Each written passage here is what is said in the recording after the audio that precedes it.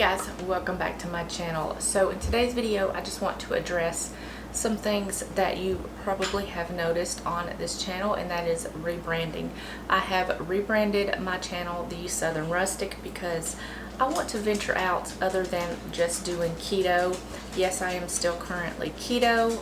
I do have cheat meals. This will be one of my cheat meals today that we're going to be making in just a minute, but I will tell you all about that in just a minute. But as for the rebranding, I just wanted to rebrand my channel because I want to give you guys more recipes from my family, recipes that I've created. I just love to cook and love to entertain, so I figured with a rebranding I could give you more of those recipes. So with that being said, let's just jump right on into the recipe that we're going to be doing today. Okay guys, the recipe that we're going to be doing today is one of my favorites. I've had this recipe for years. I made this back when I was a teenager. Me and my best friend Misty at the time, we went across country.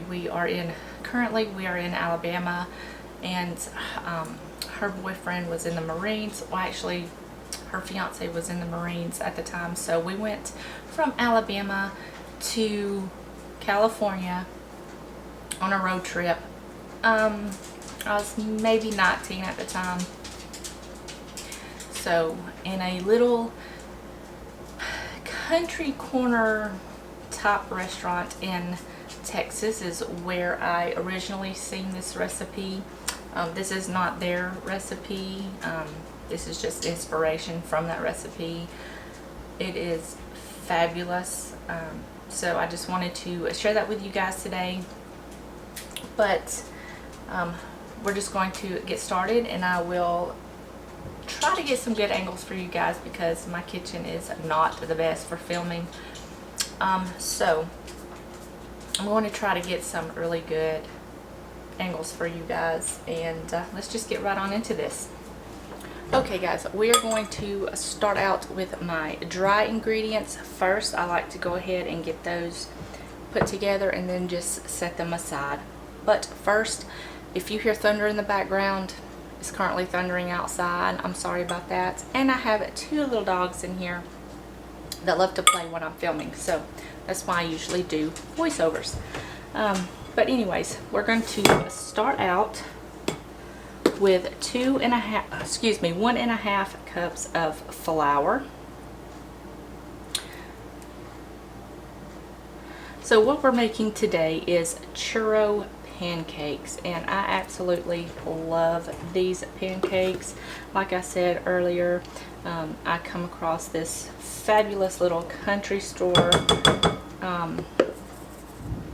type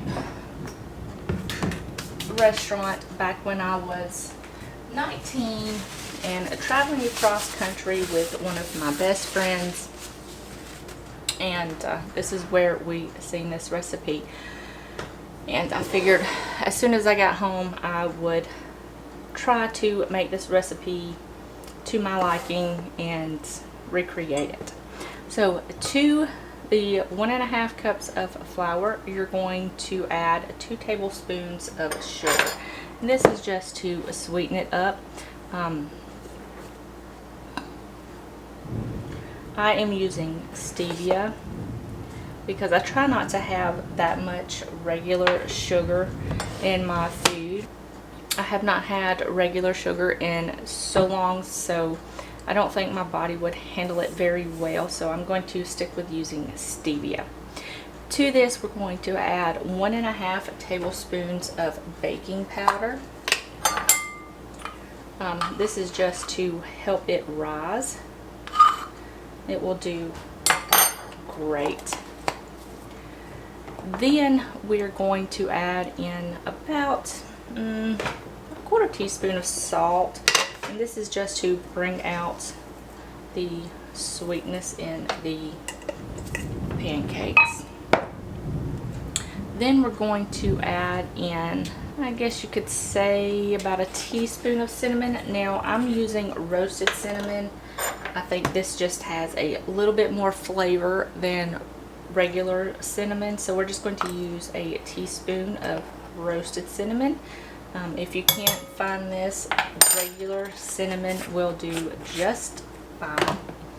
And to this, we're going to add in about a 1/4 teaspoon of nutmeg.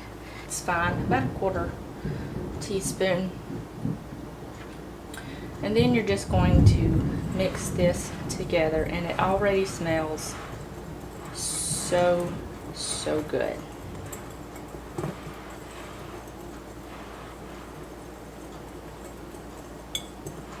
Now we're just going to set this aside.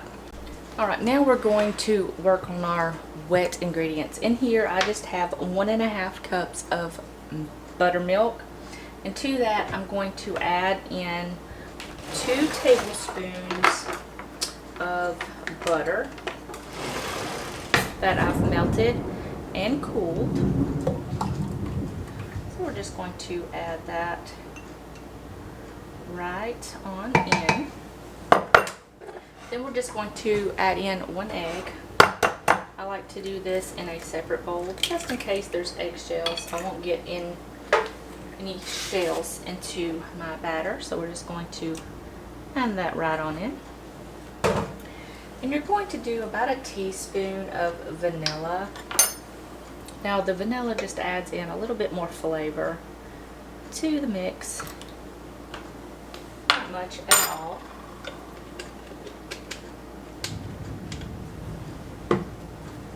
And then you're just going to give this a nice mix, just to make sure that egg is well combined. And then you're just going to pour this over your dry ingredients.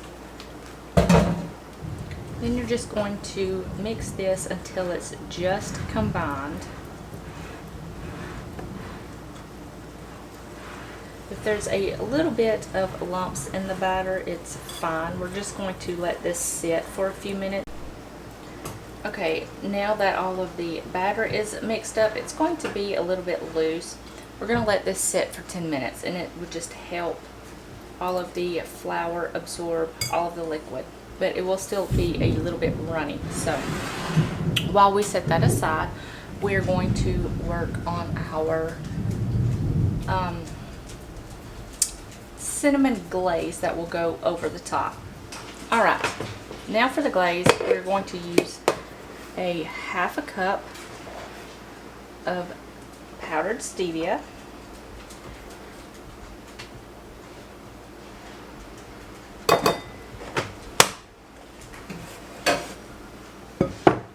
let's set that aside. And to this we're going to add a pinch of salt to help bring out the flavors.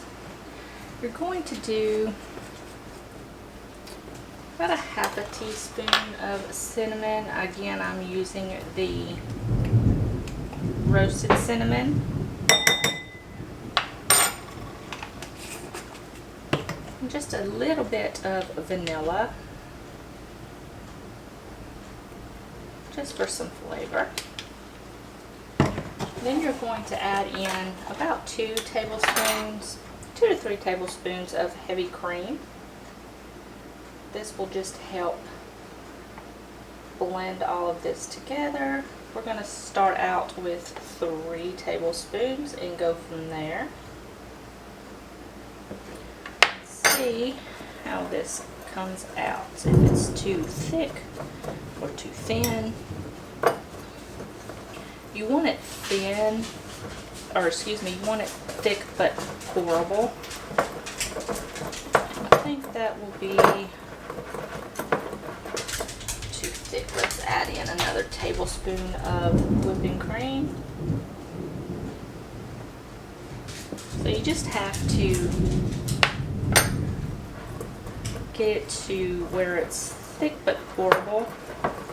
Just work with it until you get it how you like. Looks pretty good. So we're just going to set that aside. And now we're just going to clean up a bit and get everything to the stove and ready to cook. Okay, to my pan, I've added about a tablespoon of butter. I'm just going to turn my pan on medium-low, and I'm going to let this get hot and let my butter melt. It won't take long because my butter is almost at room temperature. So we're just going to get this spread all around the pan and get it melting. And then we will start on our pancakes. Okay, my butter has melted and my pan is hot. I have my batter right here. This is what it looks like. It is still a little bit runny, but that's what you want. I have also a plate right here that I'm going to put my pancakes on and let them cool as I cook the remaining pancakes. So I have a 1/3 cup measure. I'm just going to measure out about 1/3 of a cup into my pan. I'm just going to place those in there. I usually cook 2 at a time, but if you have a bigger pan, you are more than welcome to use one of the longer pans that fit over both of the grates, and you can do more at a time. But I'm just going to do 2. So when you're cooking pancakes, what you want to look for is when you put your batter into your pan, you're going to let them cook. And eventually you're going to see like little bubbles start to form, and you're going to see them pop. And when it's time to flip, and you'll know is when the bubbles pop and they stay hollow. Usually 2 to 3 minutes, 3 to 4 minutes, depending on how big your pancakes are. If you make the silver dollar size, you can cook them 2 to 3 minutes and then flip them. If they're bigger, it would probably take 3 to 4 minutes, depending. Just keep an eye on the bubbles. When the bubbles come to the top and they pop and they don't cave back in on themselves, you're ready to flip.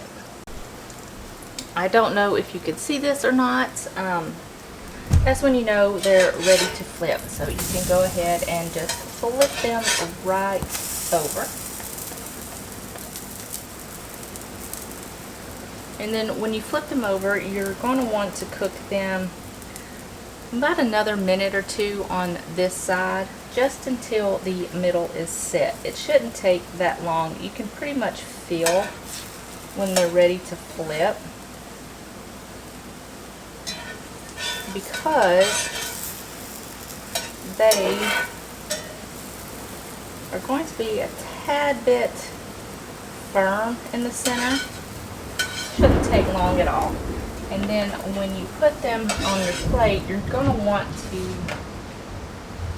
layer them like this so that way they cool and they don't get mushy.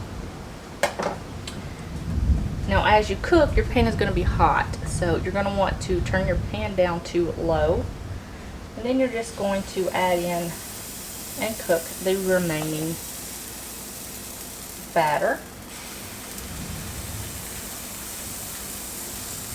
So while I'm doing this, it should take me about 10 minutes to cook all of the pancakes. I'm just going to finish these, put them all on my platter, and then we'll meet you back here when I get them ready.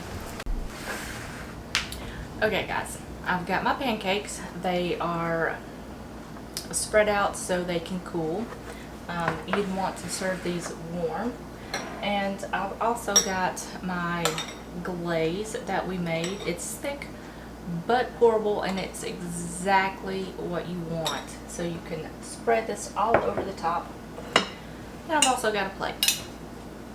So what you're going to do, let me scoot you down here so you can see what exactly I'm doing. Don't mind my cord back here, it's for all my appliances back there. Anyways, you're just going to take you some pancakes. You could take as many as you like. I'm going to do 3. And you can see they're pretty thin pancakes. I like some of my pancakes this way, especially these. so they're not way too down. And then you're just going to take your glaze and just pour that right over the top.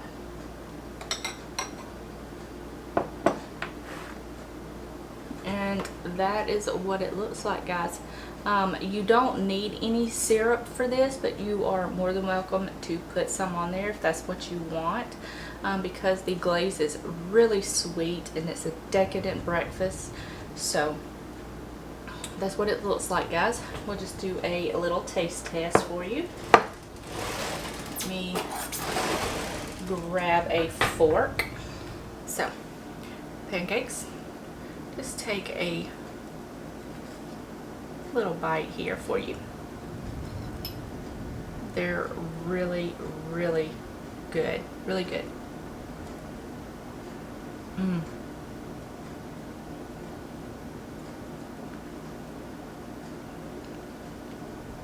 If you love cinnamon churros, you will love this.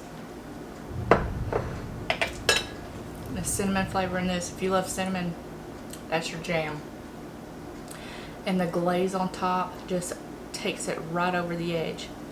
So that's going to be it for this video, guys. I hope you guys enjoyed it, and let me know if you make these and let me know how you like them. Just leave a comment in the comment section down below. Give this video a thumbs up if you did enjoy it and if you like the pancakes. So yeah, I'm just going to wrap it up now. Let my dogs outside since it's no longer raining, and I will see you guys in the next video. Bye, guys.